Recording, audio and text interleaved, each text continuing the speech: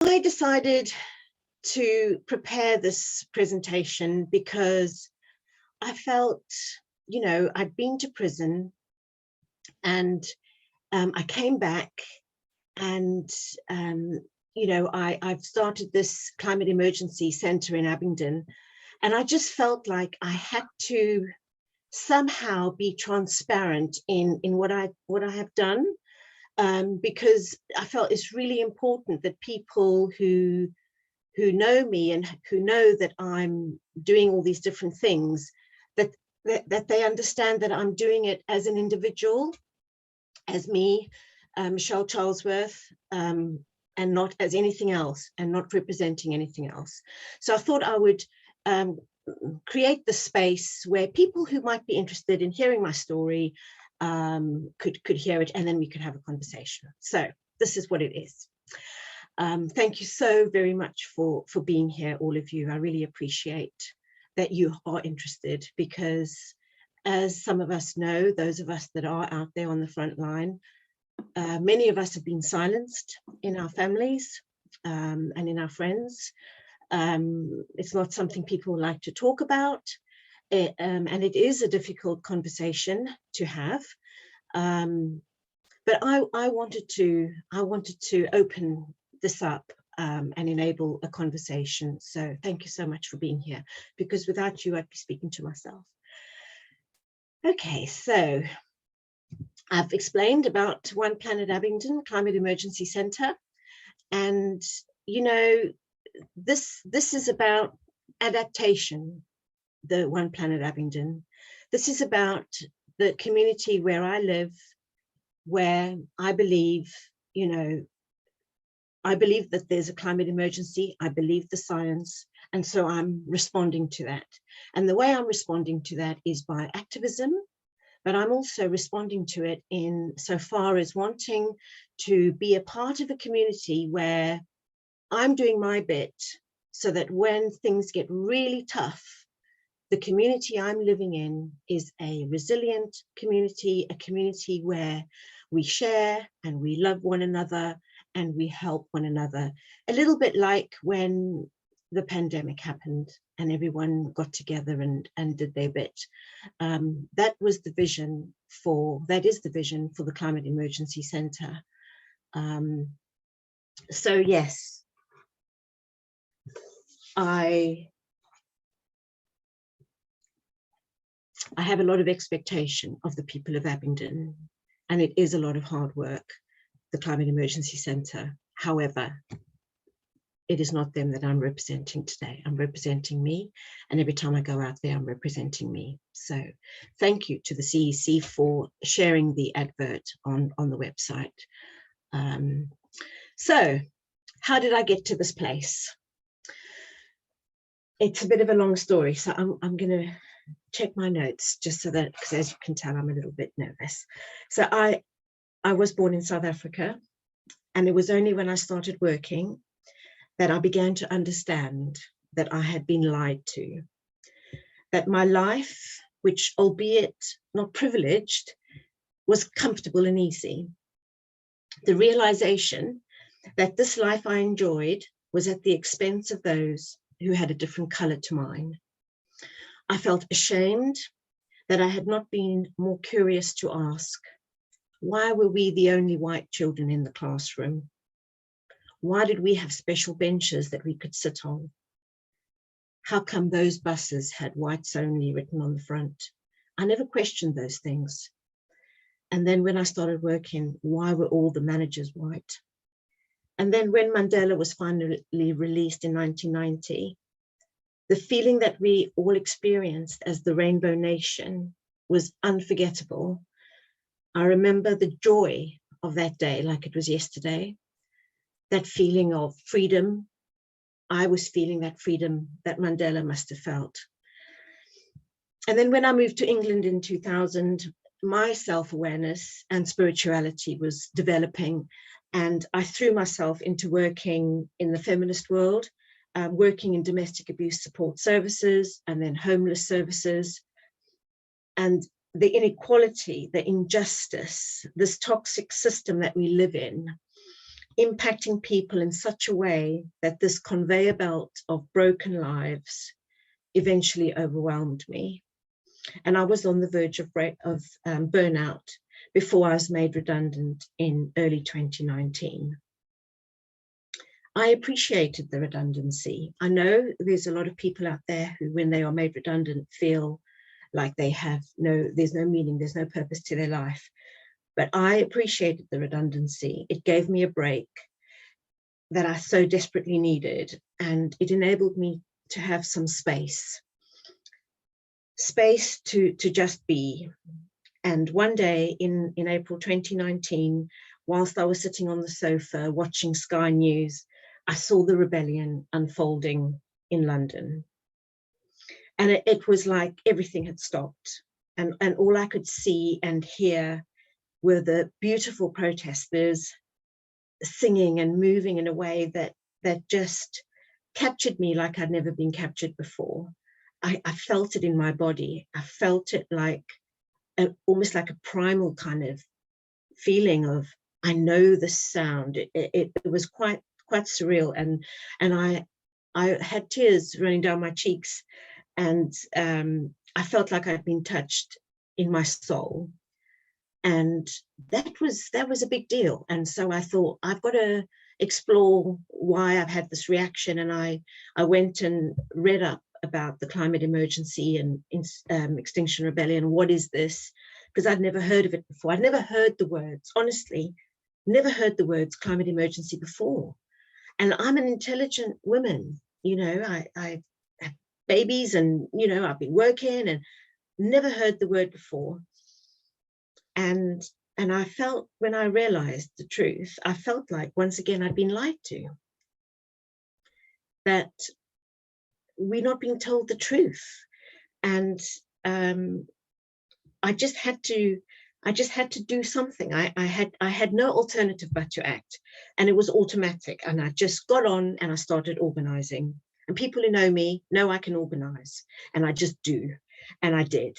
I co-founded Extinction Rebellion Abingdon, and I became extensively involved in the coordination of our movement in Abingdon, and then later on regionally representing the Southeast Rebels in XR UK.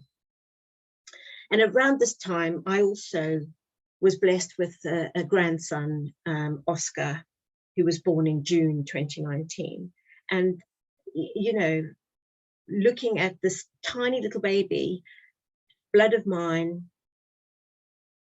and knowing that his future is going to be so difficult and so different to any of our experiences of life on this planet, it just galvanized me even more, knowing that I couldn't say that I love him unless I was authentic in that love for him. And by being authentic, I needed to act.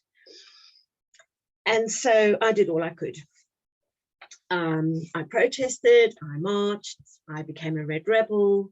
I attended the rebellions regularly, which is where I met Oliver and some of the rest of you. I fasted for the climate. See if we can just quickly, yep. I fasted for the climate. I did silent protests, stewarded huge marches, stopping the traffic, but never getting arrested because I had made this arrangement with my husband that I wouldn't get arrested because he didn't want me to. And I was being a good wife, and I was listening to him. And I really was, seriously not going to get arrested in this time. And then COVID happened, and the world stopped. January 2020, the skies were empty, except for the clouds and the birds. And it was beautiful. And it was, suddenly you could see what the world maybe could be like without all that rushing around. And I did my homework on the pandemic, and I realized that it was a zoonotic disease, which means that we've invaded the space of wildlife so much that diseases now jump from animals to humans and vice versa. And that this risk is now our new normal. And of course, we all saw the social and economic inequality was put into sharp relief during the pandemic. And the evidence is there on the government website that the most disadvantaged of us were the most affected. And it was like I was walking through another door in terms of my development as a human being. I was seeing things differently. I was feeling things more keenly. And I was going with my gut now. I was not using my head anymore. Now I'm going with my body. And I was prepared to do whatever I felt I could. And during the pandemic, I was involved with the community support, which I'm sure many of you were also, because we're all like-minded people, shopping for sick neighbours, coordinating activities in my neighbourhood.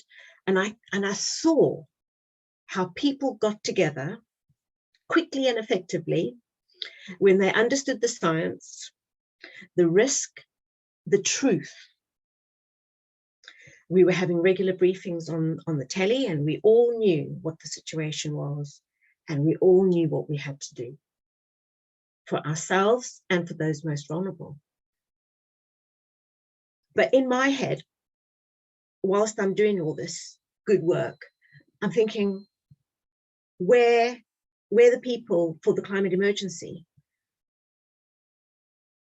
Why aren't they responding like this for the climate emergency? You know, we've tried so many things over the years. I've only, as you know now, I've only been involved since June 2019. And many of the people I have now met have been involved in this for 30, 40, some even 50 years. We've got a gentleman in the Climate Emergency Centre who turned 90 the other day. You know, he's been involved in this fight for a very long time. And still communities aren't coming together in the numbers that we need to impact the decision-making in government. Where were the people? Does anyone want to say anything before we continue? I just really love the speech. Like they should do. It would be interesting to see in the future, hopefully, like government meeting every day and do the news announcements about 5 o'clock about what we need to do to tackle climate change, and that every day they should set us a bit of an interesting structure. Yeah, yeah. And I just can't understand why that's not happening yet. But yes, that's definitely what was part of why I realized that I had to up my ante and get more involved. Yeah. And it would be interesting to say, for example, while you're waiting, like another one is like not similar to lockdown in COVID. It would be interesting to do lockdown with certain things if the heat gets really worse, so we can cool the air down. So Maya's just asked a question in the chat.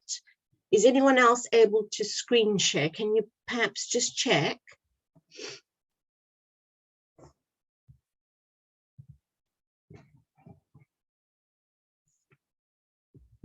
No, we can't. Say I can't. It's disabled. Love you. It's really interesting, Michelle. Don't let that throw you. You haven't made it till you've been Zoom bombed. Oh, yes. So this is where I was on the, let me see if I can get back to that. Oh, blimmin' heck, there we go. Screen share. Yay! Is that where I was? I think so. Okay, so we all helping each other during COVID. And I'm asking the question, where is everyone that is prepared to rise up and demand a livable future? And the conversations are going nowhere. As I've mentioned, I helped to co-found the Climate Emergency Centre in mid-2021, and we enjoyed some amazing early successes, but I know this isn't going to be enough. This isn't going to change the world. And so I have to do what I have to do. And the activism is about trying to mitigate the climate emergency, and the Climate Emergency Center is about adaptation. And so oh goodness, there we go. So why did I do it? Oh, I thought I printed that off. Here we go. So why did I do it? Well, Antonio Guterres, he has said, the General Secretary of the UN, he said, no new gas and oil licenses to be issued. And we all know, I think most of us know why or what our government is doing. And our government is basically saying 42 projects in the pipeline, we are going to develop those. So totally against what the recommendation from Antonio Guterres has been, and certainly against what was discussed in COP26, and certainly what the science is telling us in the IPCC. So despite fear, despite imperfections of the plans, despite the uncertainty of outcomes, I signed up.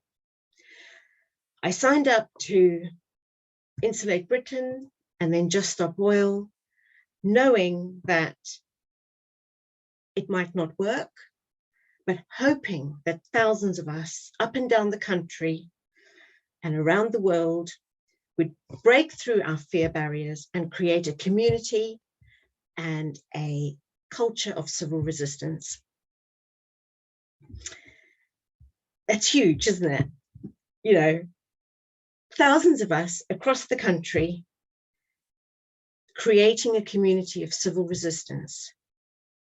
And when I speak like that to my husband, he thinks I've gone mad and he doesn't like the conversation at all. But I am sacrificing relationships because I feel I have no alternative. I feel that if I don't step up and hopefully inspire others to do the same, we can just forget it. There's no more time left. Disruption creates a national crisis, a conversation. It puts material pressure on the government, and it sometimes leads to a win. That's what history has taught us. That is all that we have, our bodies in peaceful resistance. That's all that we have, our bodies in peaceful resistance, and one another. I'm just going to read a quote from Mario Savio, an American student with the Berkeley Free Speech Movement from the 1960s. And he said, "There's a time when the operation of the machine becomes so odious, makes you so sick at heart that you can't take part. You can't even passively take part.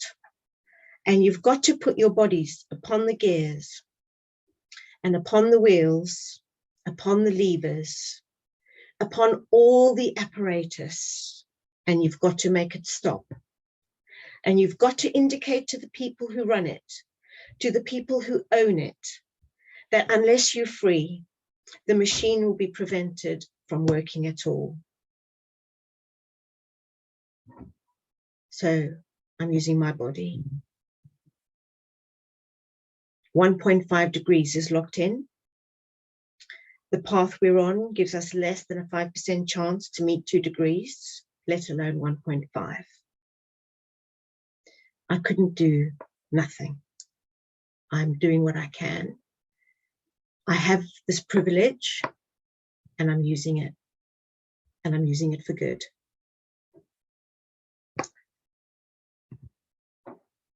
In an unjust society, the only place for a just man is in prison.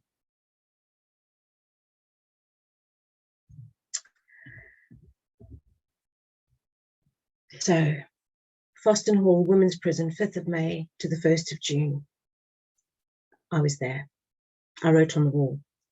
I wrote on a few walls, actually. And it was an experience that I'm prepared to go through again. And I think I'm going to stop sharing now and open up the conversation.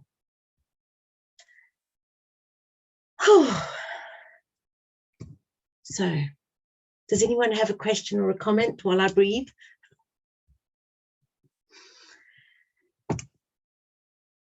Gabby.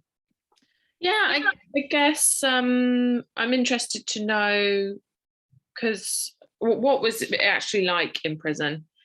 How bad was it, is my question. Yeah. Thanks, Gabby. Yes. Do you know, I honestly had no fear. This is England. We've experienced the NHS, and we can see what service the NHS delivers. So the prison services are in England, and they are delivering a service, and they have a remit, and they want to do well. So I'll be honest with you, this is my experience, and I know that everyone's experience is not what I experienced, but my personal experience was one of deep learning, one of expecting nothing and being grateful for the second pear that I might get on that day because there weren't enough vegetables on my plate. I had moments of darkness, of crying, of pain, physical pain, of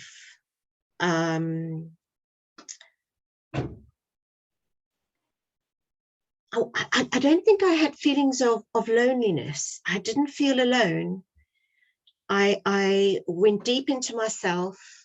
I had the most incredible support from the community. I was receiving letters from all over the world, emails from all over the world, postcards. The samba band was playing outside the prison walls and I could hear them. There was a phone, there's a phone in your cell and you've got a list of people you're allowed to call, like an approved list. And I spoke to my prison buddy, Pam, every day. And I cried, I laughed, we were silent, you know, we meditated on the phone when it was necessary. And yeah, I would say, Gabby, that Foston Hall prison looked after me really well, even though there were moments where, like I said, the pain was so bad I thought I was going to vomit. And, you know, we put in our complaints about the way that they responded to our disobedience within the prison. But it was worth it. That pain was worth it because it enabled a meeting with the governor, a meeting that was easy, 2 hours long, where I was able to read a statement and say what I wanted to say to him or to her, because they varied. So yeah, I would say any one of us who has coping mechanisms, has learned some coping skills, and understands why they're doing it, there shouldn't be any doubt as to why you're doing it. I had no doubt, not 1 second of doubt, can do this. And the community that I'm in, this community of activists that I now see as family, are incredible human beings. You know, when I came out of prison, they were there, and the hugs and the love and the just an incredible feeling of this is what it looks like when we're doing the right thing, when we are behaving like human beings, you know, in this ecosystem that we are in, with all the animals and the natural life and humans, this love, this, yeah, I mean, I'm sounding airy-fairy, but that's really how I'm experiencing it, you know, absolute honesty and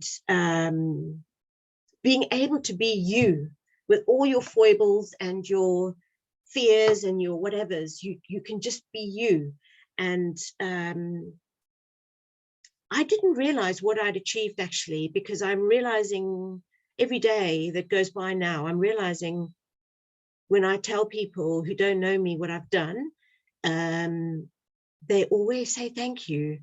I'm very seldom having somebody say something that isn't positive.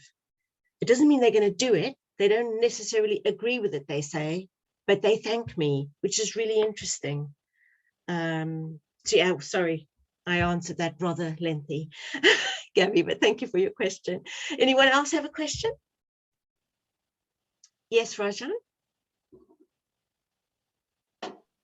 Yes, I'd just like to know, in what way is his activism, being a really active activist, a civil resistor, which is what you are, how has that changed you? What changes have you observed in yourself? And what changes have other people observed in you since you began this part of your journey? It's a tricky one. I think my family will say that I've become stubborn and that I'm not listening to them. I will say that I've never felt more powerful in myself as a human being. When I was in prison, I realized that for the first time, I was truly loving myself. Yeah, I've got a history, which will be another chapter of this, which I won't go into, where I didn't love myself. I've had a difficult upbringing. And I know that in order to grow, you need to love yourself. And when I was in prison, I felt what that felt like to love me. And I loved it. I really did. I felt so free in that cell. It's weird, isn't it? Yeah. I don't know if that answers your question, Rajan. But that's my answer. It was a hard question. Anybody else want to say something? Jenny? Michelle, you said your husband wasn't happy prior to you getting arrested. He didn't want you to be arrested.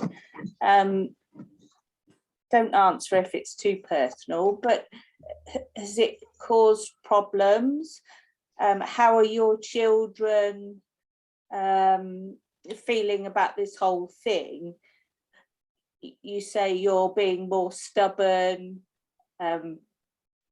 more focused on what you're doing, you know, perfect time in your life to be doing what you need to be doing. But I just wondered how it is for you with your children and your husband now. Yeah, thank you, Jenny. So I have my son Nathan, the oldest son, who has the son Oscar, my grandson. That little family absolutely support what I'm doing, and in fact they wish they could do it with me, but obviously they can't for lots of reasons, which I understand, and I'm doing it for them. My other two sons understand and support me, but they worry about me. And I've tried to allay their fears by telling them the story, like I've shared it with you, that I absolutely smashed it. I really did in that prison. And when I go back in, which I will no doubt go back in, it might not be the same. I know that. But I know I'm strong. My husband,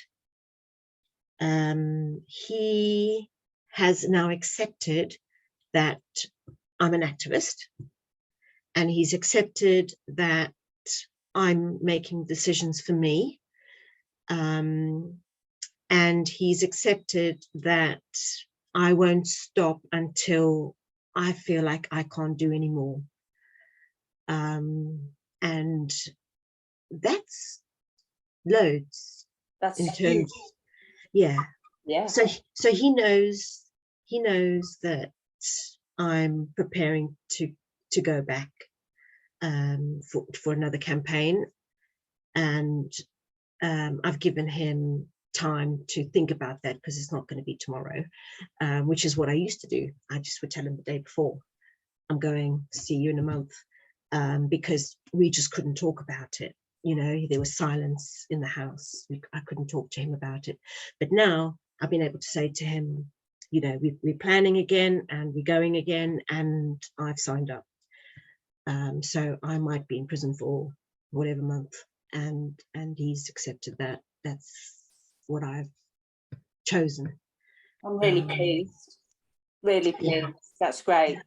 Yeah. Yeah. Thank you, Jenny. He's on board. Yeah, he's not alongside, but he's Yeah. definitely on board. Good. Yeah. Yeah. Thank you. Thank you. Oliver? When you're doing activist stuff, do you find that sometimes you're much better off doing things in pairs rather than on your own? And have you ever felt you have to do things alone because nobody's feeling that supportive? And another one, which I was going to also mention, is that do you find that if you're having to do activists, do you feel like you have to say goodbye to your old friends and then build up new friends?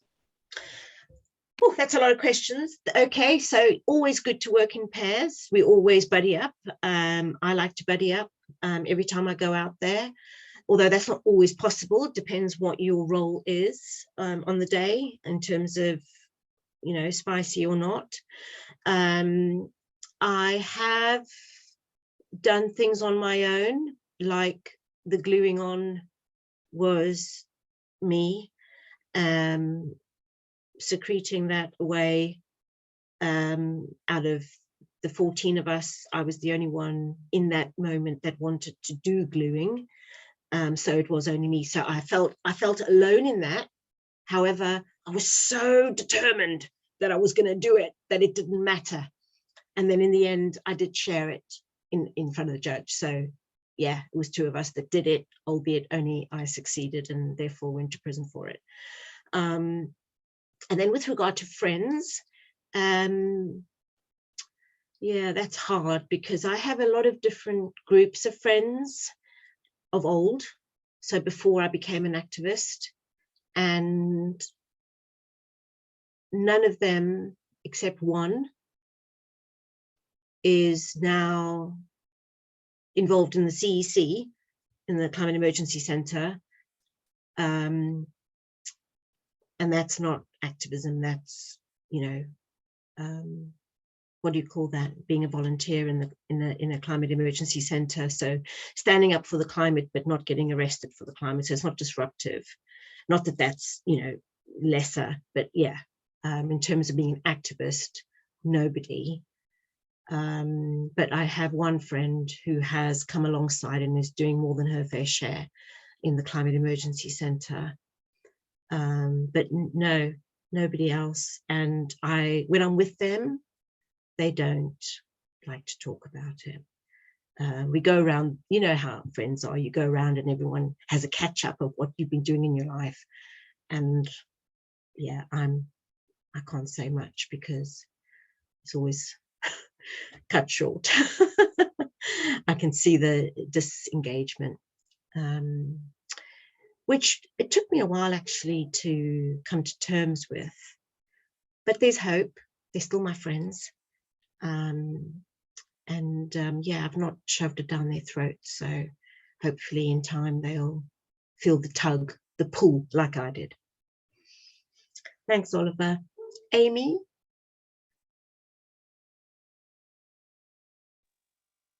Yeah. So when you were in prison, how long did they keep you in your cell for each day? Yeah. So they were supposed to give us 45 minutes of exercise every day. But that didn't always happen because of staffing.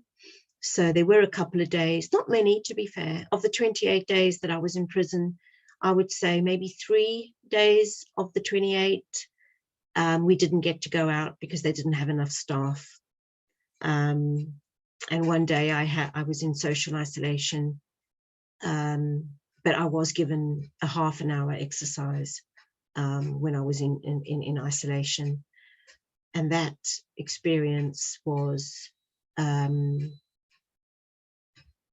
that that experience was a little bit life-changing insofar as me recognizing my inner strength and knowing that I'm a warrior, basically. So much so that I'm going to get a tattoo. I don't have one yet. I'm going to get a tattoo. And it is because of that social isolation, and it's going to be a dandelion, because there was one dandelion in this very, very, very stark, horrible place where I was allowed to go outside. It was just tarmac and high fencing and barren, except for one dandelion that was struggling to stay alive. So it's going to be a dandelion tattoo. Jenny, would you like to? It's Caroline. I can't hear you. Yeah, sorry, Jenny's gone to get the wine. It's me asking the question. I'd like to say thanks on behalf of all the people in Abingdon for what you've done. I think, you know, you've done us proud with the actions that you've taken, and I think all of us are really proud of you that are in the loop, so to speak.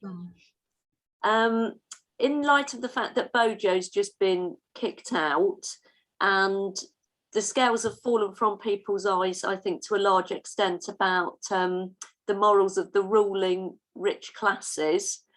And in view of the fact that it's largely the rich ruling classes that have hidden the climate change from us, or tried to, and are trying to prevent us taking action, do you think there's renewed hope for the future now that Bojo has been given the boot? Oh, Caroline, thank you for those lovely words. I really feel that, you know, certainly in the CEC, people of Abingdon are coming in and they really are showing their appreciation. So I am feeling loved by the people of Abingdon, and I'm feeling very proud to be from Abingdon. And I talk about Abingdon a lot when I'm out there sitting on the roads on top of an oil tanker, because we're the oldest market town in England. We're special. So yes, thank you for that. The question, no, I'm afraid the leadership 8, not one of them is talking about the climate emergency, as far as I understand it. So no, I'm afraid I don't have much hope for the short term. I believe that the system isn't working for us. We need a new system. That's what we're trying to do. We're trying to have some people power, you know, some citizens assemblies. There's different ways of doing things, you know, there's donut economics. There's the system that we have is toxic and it doesn't suit us. It suits a very small minority. It needs to change. So I don't think changing the person at the top is going to have a massive impact, to be honest. I don't know if anyone wants to maybe add to that, because I know there's some of us in the room that know more about politics and things. Maya, you normally have quite a good head on your shoulders about these things. Do you want to share what you think? Maya, you there? Hi. Sorry, I'm multitasking at the moment. I'm really sorry. What was it you wanted me to share? Well, I was just wondering, because you and I normally have quite good conversations about, you know, the wider issues, and we were just wondering about the fact that Boris is now gone. You know, what hope is there? Is it looking brighter? Just wondering what you think. I know I'm putting you on the spot here, but I'm allowed to. It's all right. I'm always happy to share my opinions. Yeah, I think the whole system is broken. Political system's broken. And to be honest, I think it could potentially be replaced with someone even worse than Boris, as you know, some of the leadership leadership candidates are anti-net zero. And yeah, it doesn't. To be honest, like I didn't take much interest in Boris going, because it doesn't. Even if it was Keir Starmer in power, they'd probably still be pursuing like a fossil fuel based economy and failing to take proper climate action. So yeah, we need system change and some sort of non-violent revolution. And yeah, Michelle's doing the right thing. There's no point I don't see much point in trying to engage in the current political system. I mean, I know voting is important and running as councillors and MPs can have a bit of impact, but really like what Michelle and others have been doing is having far more impact and gives us far more hope. Yeah, that's my 2 cents. Thank you. Thanks, Maya. Right, I have no idea who put their hand up next. I think it was Cheryl, and then Tracy, Harriet, and Oliver again. Okay. Yeah, it was just, it's not a question. It was just about the new leadership after Boris, horrible Boris.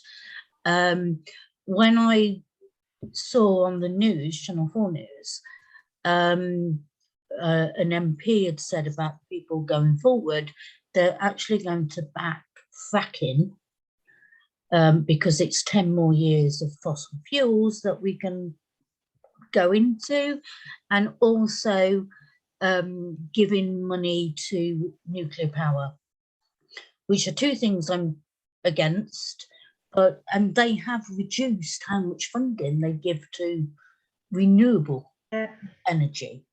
So yeah, sorry, someone's put their hand up, Pam. Yeah, so it doesn't look good. It seriously doesn't look good at all. Thank you, Cheryl. Michelle, may I interrupt? I'd like to say that the hands up, they go in the order of the people who put them up.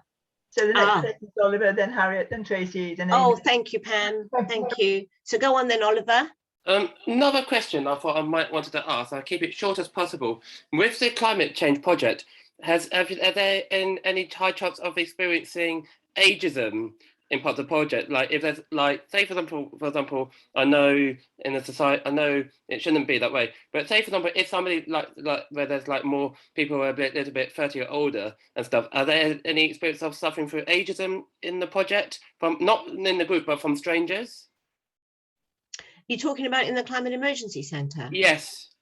I don't think so. We're incredibly lucky where we are. You know, we've got the youngest volunteer, I think, is 17, and the oldest is 90, and we've got a wide range in between, and they're very much part of the community and engaged, and nobody that I'm aware of has mentioned that. No, that's good to know. Yeah, thanks, Oliver. Harriet. Yeah, thank you so much, Michelle. It's really interesting to hear your story and how you got to the point where you were prepared to be arrested. And, you know, hats off to you. Wow, what an amazing person to do all of this and to set up the Climate Emergency Centre. So, yeah, heartfelt thanks from me. Yeah, I think really incredible. I just wanted to know, sort of, in that moment when you were arrested, were you like, did you know it was going to happen? Were you like waiting for it? You were kind of, okay, it's going to happen, right? I'm doing this. It was like, when did you decide it was going to happen and then it did? Did it just happen? Oh, you mean in terms of the actual first arrest? Yeah, the time when you thought, right, was there a moment when you thought, okay, I'm prepared to be arrested? Yes. And then was there a moment when you were there waiting for it to happen? Yeah, that's a really good question, Harriet, because as you know, I wasn't prepared to be arrested, but being a part of Insulate Britain meant that I was signing up to being arrested. So by me going into that campaign, I knew I was going to be arrested. And in fact, I'd actually signed up to go to prison then, but we weren't put in prison, even though I was arrested 8 times and 8 different police cells. So the first time that I was physically arrested, which was the first time we went out on the M25, it was I think I was surprised at how kind the policemen were. I mean, up until that moment of arrest, they really just trying to manage the situation. And because we are so peaceful and not shouting, sitting, So we're not confrontational at all. So they can't be. And they give us the 5, whatever you call it, warning, and then they arrest you. And they don't always cuff you. I have been cuffed a few times, and it's not nice, especially when they do it behind you. And the reason why they do it behind you, I think, is disproportionate. They shouldn't need to do that with us, but some do. And then you get sat in a van on your own or with somebody else, depending on the numbers and how much, vehicles they have available and how many officers they have available. And it could be for hours that you sat in that van.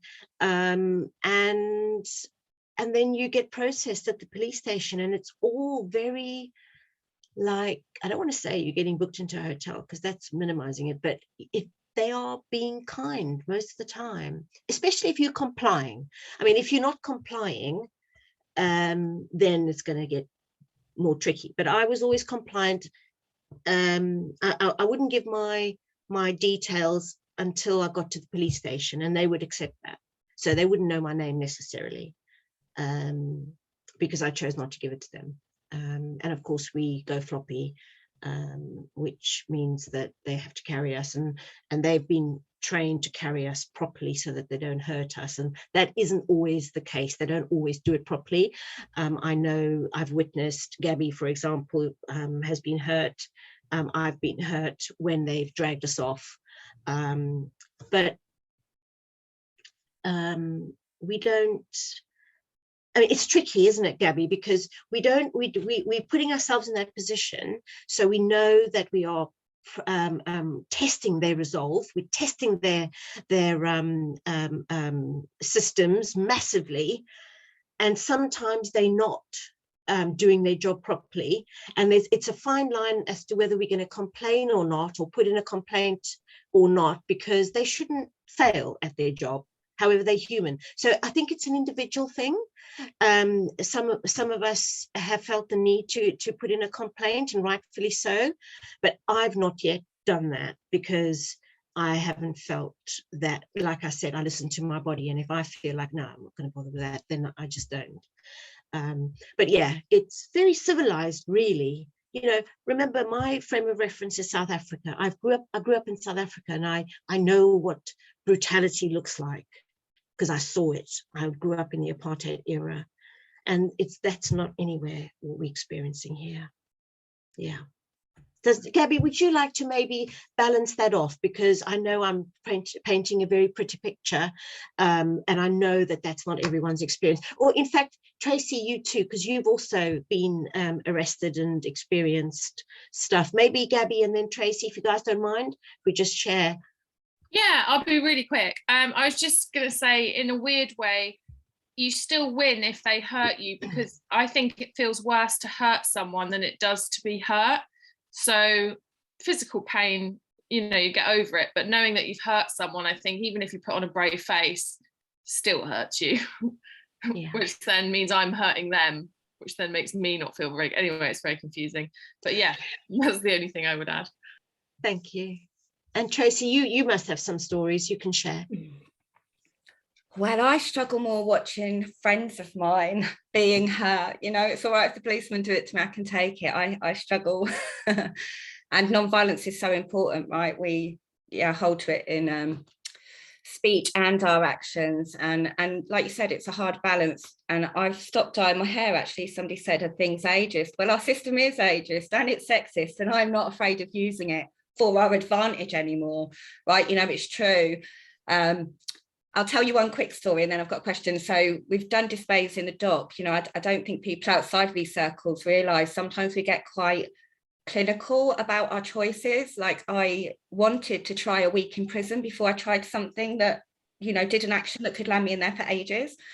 So I did a contempt of court, which is filming in court and talking out of turn to the judge. They don't like it. And I did it twice before I got put in prison. The second time I did it was so surreal. I did an action out on the streets, painted a building and had a rant, went to a police station, then they keep you overnight. The next day you go to court cells, which are horrible. That's just a wooden bench in a room. They're really horrible. And they took me up and I did a bit of a speech, and I refused to give my name. I didn't have my phone or glue on me. And the judge sent me away like I was a naughty girl. It's like, go away and think about it. So I went back down at the cell, and suddenly the court staff were crying. They didn't want to put me in this prison van. Please just give your name. And I'm trying to say, you know, suffragettes, women, my kids. And they took me up again, and I refused to give my name again, and they took me back down. And then they brought the friend, you know, you never go out on your own if you can help it. We try to stay at least in twos. And they brought my friend who they'd released to my cell, which I can't tell you is so out of what they should be doing. So more tears, and my friend's saying, oh, please come out. And I've never wanted to go home to my kids more in my life, but I just felt that I couldn't move. I had to see this through, you know, and we do preparation, right, Michelle, don't we? For, you know, we've made videos. I was fully expecting to be in prison for a week, and I wanted to test it. I know it sounds mental. Anyway, I went up third time. And by this time, I'm just a boarding mess. So all I had was to turn around and sit on the floor. and then he said, another judge will give you a month in prison for this, but I'm going to give you 2 weeks if you do this in my court again. So we're going to call it a £50 fine. And because you've been in the cells all day, out you get. And then I found myself on the street. I honestly had a blank. I'm on the street, and you get all your stuff in this plastic bag, don't you? They go through everything. It's pretty horrible. And I'm just stood on the street, no phone, with numbers in it and stuff. And this young black lad came out and just went, you don't look like a prison bird. And I said, no, the judge didn't think so either, and told him. And he laughed, you know, he's like, oh, I've been dragged through the courts and prison time for a bit of weed. And, you know, it's just, yeah, constantly, this is really surprising, the interactions we have with people along this. It's not what I thought. And actually, that leads me quite nicely to my question, if that's okay. Because, you know, I knew you were getting ready to go to prison and, you know, behind the scenes doing what we could. And then I heard you'd all gone non-compliant and that you'd been put in isolation. Honestly, I was, you know, in tears and just, oh, thank you so much. And I'd like to know, how did the other prisoners respond to you being activists and the guards? And have you had any other thoughts about being non-compliant again and stuff, you know? And thank you. I just love you loads. I love you too. Thanks, Tracy. The social isolation cell was stark with a load of very nasty graffiti all over it. So what I did was write some really nice things on it. So that was my gift to that cell. The prisoners, the other inmates, were so kind. They thanked us for what we were doing. We had long conversations about social injustice. We had lots of long conversations about abuse and drug abuse, and they just opened up to me. It was quite. But I suppose that's because of my history of working in domestic abuse, and there were a lot of women who've been abused in prison. When newbies came in, the oldies would like go, that's the protester, she's all right, you know. And they would look out for me and give me things like their fruit, because they don't eat fruit, you know. The lady that would dish up our food, because we had to eat in our cells, would always give me something extra that was healthy, because she could see that I wasn't eating the slop. The officers were hugely respectful. Every time I had my exercise, I would at least give 10 minutes of that 45 minutes I would spend talking to the officer that was watching us and giving him a lecture and asking him if he's done his homework. So by the end of the 28 days, I knew them, they knew me, and some of them were definitely doing some homework and were able to converse. But some of them were saying, oh no, I'm still going to go on my holidays, which was disappointing. But yeah, no, we had so much respect. And then when I got my mail, he would give it to me with like a flourish and say, here's your fan mail, Michelle. You know, it was like I was this little celeb. And sometimes even the other inmates would say, we saw you guys were on TV. So they were telling me stuff, filling me in. And it was good. But then there came a time where I realized familiarity breeds contempt. And I had to remove myself a little bit, because I don't know those women. They are in prison for a reason. Quite a few of them, I think, were unfairly put in prison, but who knows? And so I did start to, so for example, as the weeks went on, you allowed what they called association time, which meant you could come out of your cell and be in the passage, and you could go into other inmates' rooms. I didn't do that. I didn't feel safe to do that, and I didn't invite anyone into mine. So but that was me. I did have a few women poking their head in, and I would come out rather than them coming in. Yeah, don't know if that's answering your question, Tracy. Yes, great. Amy, you next. Yeah, well, you're on remand or sentence, and do you know if anyone has been sentenced to prison for activism? I was wondering what the difference is between remand and sentencing. Yes. So remand is when you're waiting to go to court, and that could take a few days. So I was on remand initially, and then I was sentenced for what was supposed to be 63 days, but then it ended up being 28 days, because I had lots of references from all my associates and old employees and people with PhDs, basically saying I'm a good person. And that actually did help to reduce my sentence. So from 63, eventually it came down to 28. And that also then, the fact that I'd been in there for a week was taken into account as well. So I hope that answers your question, Amy. Great. Raja?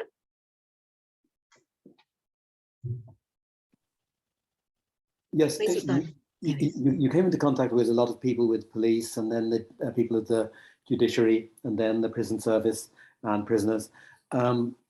What kind of effect did you have? Did your presence and you and the rest of the crew? How did you change anything in them? Did you notice any shifts? I think so, because when we were non-compliant, basically after that, it felt like things were, for a time, really strict. We didn't understand the impact that we had when we all sat down and said we're not going back in. We didn't understand, because we didn't know. We'd only been in there a few days, how things work.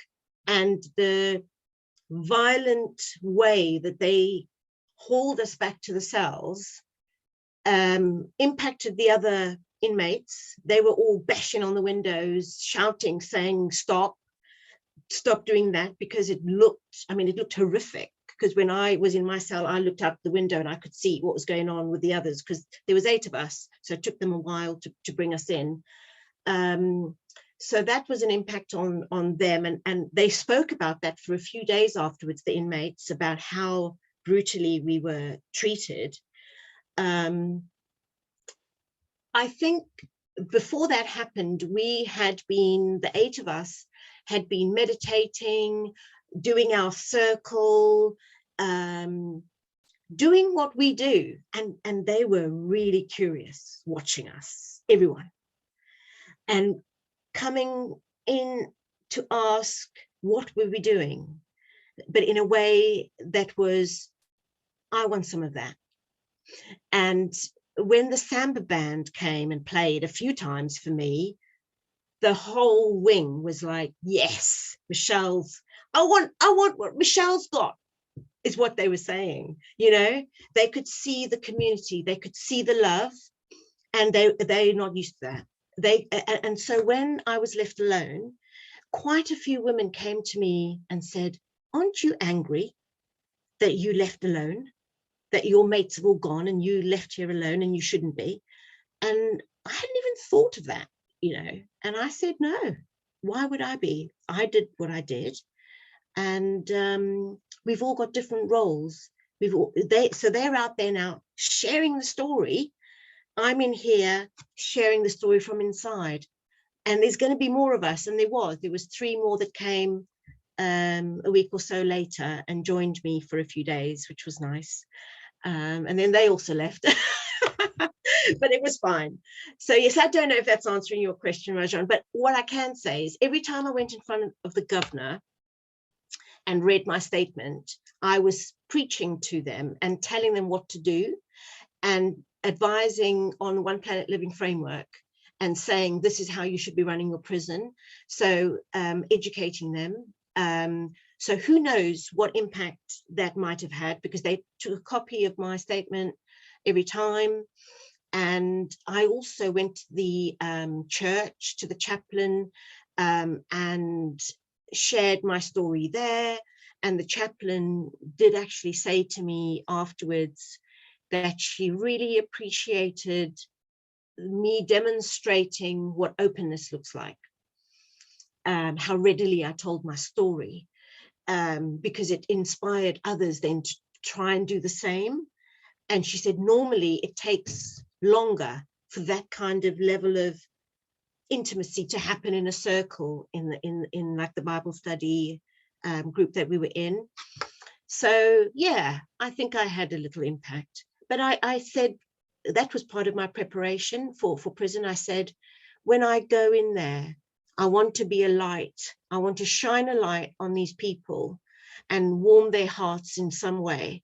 I'm not trying to be, Mother Mary or anything, but that is what I wanted to do, because I knew if I did that, I wouldn't be thinking about me, because, that wouldn't have been great. I would have been totally miserable then. So if I could just focus on them. So one other thing that was a little bit testing, and then we're going to probably say goodbye because it's already 22.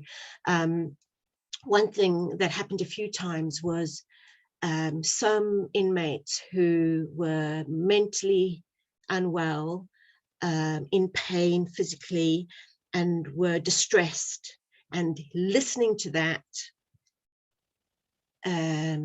for what felt like a really long time was distressing.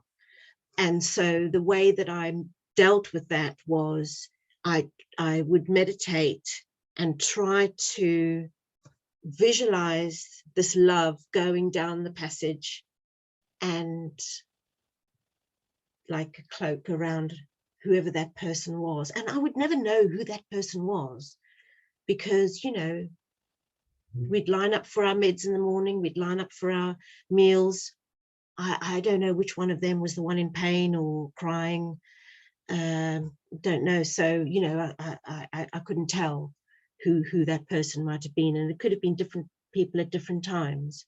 But yeah, that felt really good to do. So yeah, there was a lot of I was gaining strength from doing that. Yeah, but when I got home, I did have migraines for 2 weeks, but that's all right. It's not happening anymore. So now there's a few people who haven't spoken. And before we say goodbye, I just want to, because that is how we are in this community, is if anyone hasn't spoken, to maybe encourage them to speak before we say goodbye, if they'd like to. And I see Simon's put on his video. So hi, Simon. Okay, so really inspiring, Michelle. What next? Same. More of the same. So, and that could mean going to prison again? Yes, because that because I've now got some suspended sentences. So yes, it is different this time because of that, but I don't really know, and I don't think the legal team know how it's going to pan out, because that's criminal. The suspended sentence is criminal, and my prison sentence was as a result of a civil injunction. So it's all a little bit new territory, you know. We are groundbreaking. So you said you will go back. I just wish you all the best in what you do. Thank you, Simon. Appreciate that as my neighbour, really do. Thank you.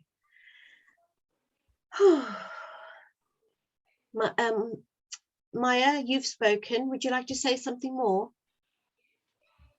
So it's lovely to see and hear from you again. And been a while. Amazing.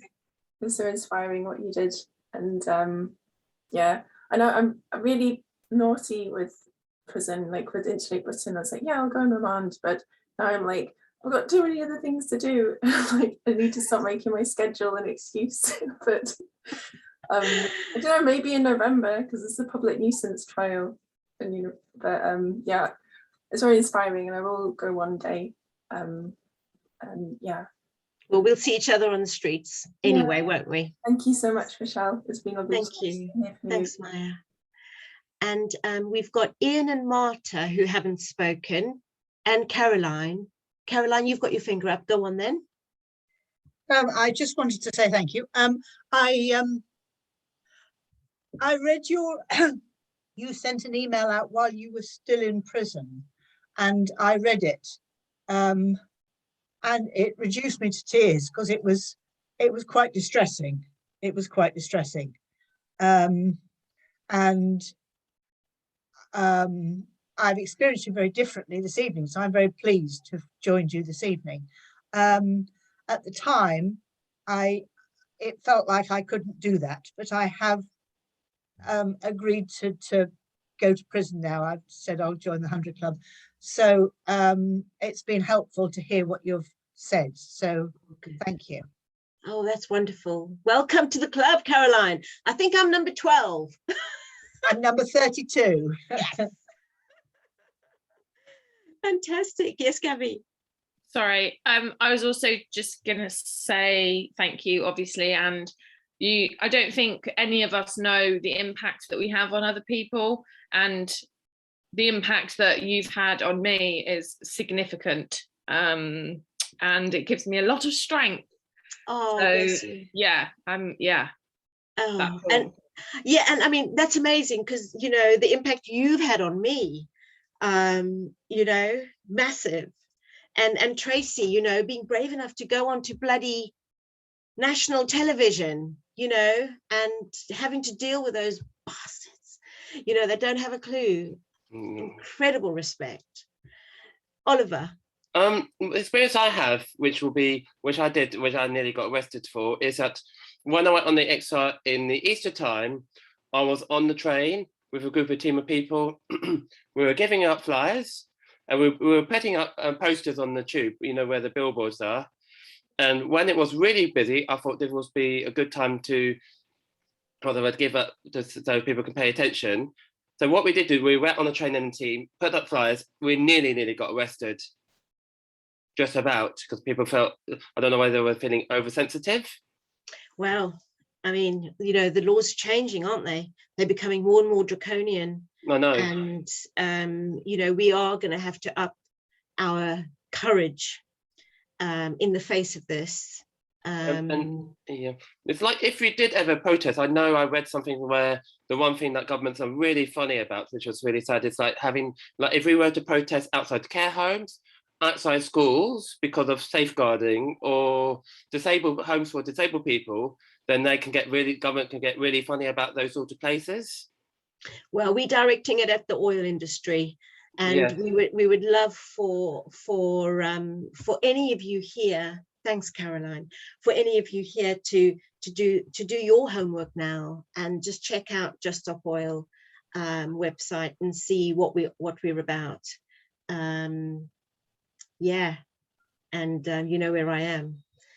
So I think we've probably come to the end of. Thank you, Maya. She's put the link in the chat.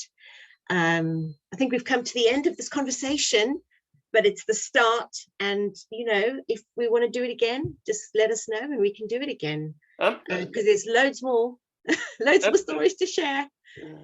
If I want to join in Mattermost, do you have the password for it? No, I'm not on Mattermost anymore. That's Extinction Rebellion. We've moved on. Because I was going to join that group.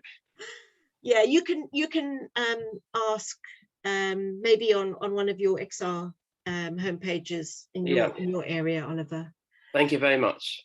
Yes. So we haven't heard from Martin Ian.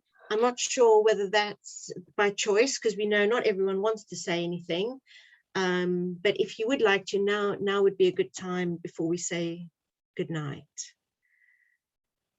Okay, so we're going to say good night and we're just going to smile and wave. Thank you so much. Thank you, Michelle. Thank you for joining me. Lots of love. Thank you so much. Take care. Bye. Thank you, Michelle. Bye-bye. Bye.